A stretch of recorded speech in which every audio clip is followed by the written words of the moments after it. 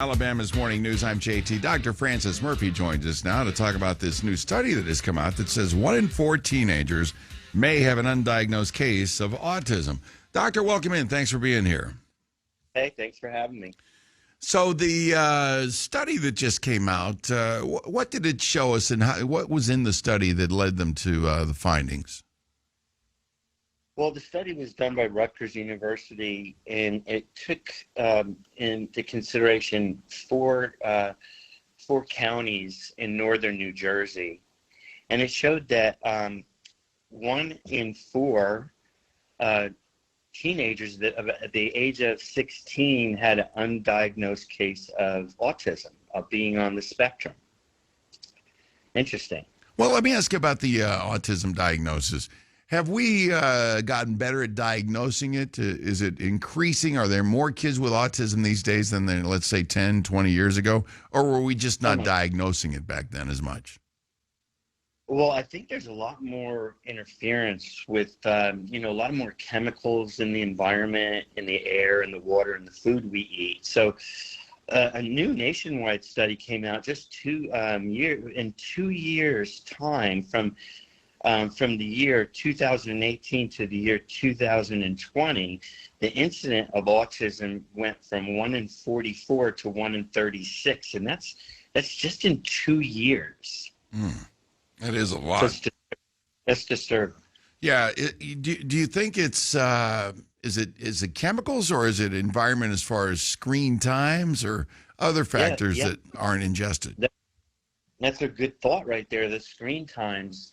It's environmental. So there's a lot of things in the air, aluminum. They're doing a lot of things, people call them chemtrails, but it's actually, if you read about it, it's called geoengineering. And they're trying to change the climate through putting certain kinds of aluminums and different types of things in the air. And these things combine with things like herbicides that, like, everybody's familiar with Roundup and glyphosate. These chemicals that they put in the ground to keep weeds from growing in the fields, but the plants absorb them, and they're known to have an ill effect on people's brains. Wow. So you got the air, water, and food that we're eating that is all adding up to be a likely culprit. What about the amount of screen time? Like when kids were, during COVID, they were at home and had to do everything virtually, and their obviously screen time increased, whether it was just social fun or it was required by, the schools.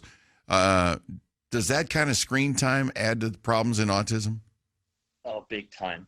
That's actually what I do. I'm in Dallas, Texas, and I'm a chiropractor, and I developed a system called neuroskeletal geometry, which just is a full-scale way of looking at the way the skull-on-spine relationship is and how it can affect what we call the vagus nerve. And with the vagus nerve, it develops this blood-brain barrier for human beings, and when it's not working right, our brains are susceptible to all those things we just talked about, metals and all that stuff that's in the food and air and water. When our bodies break down and we're unable to combat that the way we're supposed to, we're more susceptible. Let me ask you, how can you tell the difference between just a normal lack of attention and autism? And how is autism diagnosed? Well, it's diagnosed usually by a psychologist, sometimes by a psychiatrist or a neurologist. But there's a lot of different types of testing that they do, and they're always coming up with new testing, and they're basically questionnaires. And I don't think, in my opinion, that they're as valuable as the scientists think they are, because they run off in a lot of different directions because they're so unsure of what's causing this. But there's some stuff that's immediately in front of us that if you ignore it, you can go and do all the studies that you want.